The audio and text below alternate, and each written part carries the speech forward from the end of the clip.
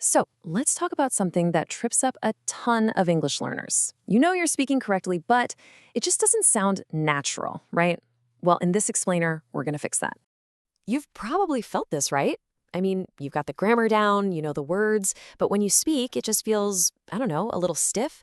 Like you're not technically making mistakes, but you're pretty sure you don't sound like a native speaker. It's such a common roadblock, but don't worry, we're going to show you exactly how to smash right through it. And here's the thing, the key isn't just cramming more and more vocabulary. It's all about mastering a few key patterns that native speakers use without even thinking. Seriously, these four things are the secret sauce that'll close that gap between understanding English and actually speaking it naturally. So let's dive in. Okay, first up, talking about the past. This is one of those subtle things that can be a dead giveaway. Choosing the right way to talk about your old habits and routines, that's a huge sign of fluency. It's really not just about what you say, but how you say it. Okay, so check this out, because this is a really crucial difference. You can use used to for past states, things you were, like I used to have a dog, and you can also use it for past actions. But would is a little more specific. It's only for those repeated actions, things you did over and over, like we would drive to the coast every summer. Yeah, this table lays it out perfectly. Think of used to as your all-purpose tool. It works for actions and states. I used to play the piano. That's an action. Easy. But would? Nope. Would is only for the actions. You just can't say I would have a dog, because have is a state, just like be, know, or love.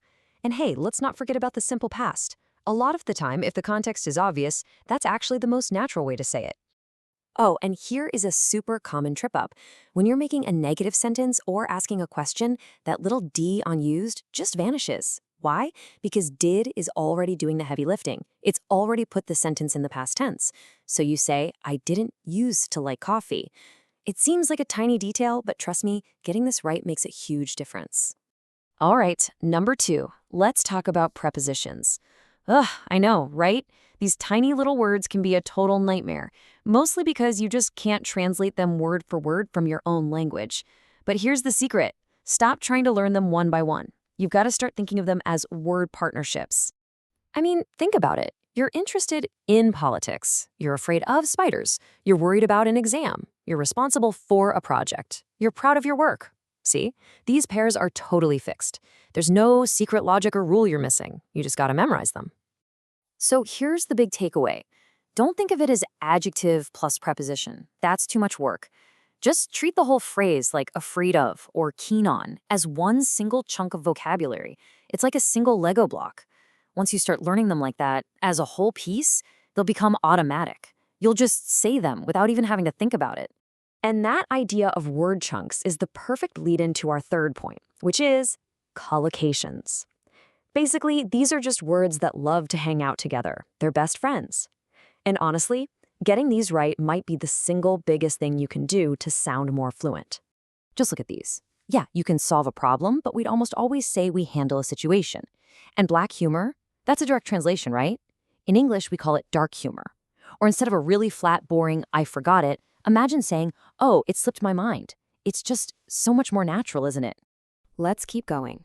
We don't say a forward step, we say a step forward. We don't just lose patience, we run out of patience. And instead of a person who is realistic, we'd say that person keeps their feet on the ground. This is the perfect example of how something can be grammatically correct, but just not what a native speaker would say. Okay, we're at our final point, number 4. And this one is a biggie. This is a classic mistake with word order that, I gotta be honest, can instantly flag you as a non-native speaker. We're talking about indirect questions. So let's just walk through this nice and slow. Take a normal, direct question. Where does he live? Simple enough. Now let's say you want to be more polite, so you start with an intro phrase like, can you tell me? As soon as you do that, the question part flips back to a normal sentence order.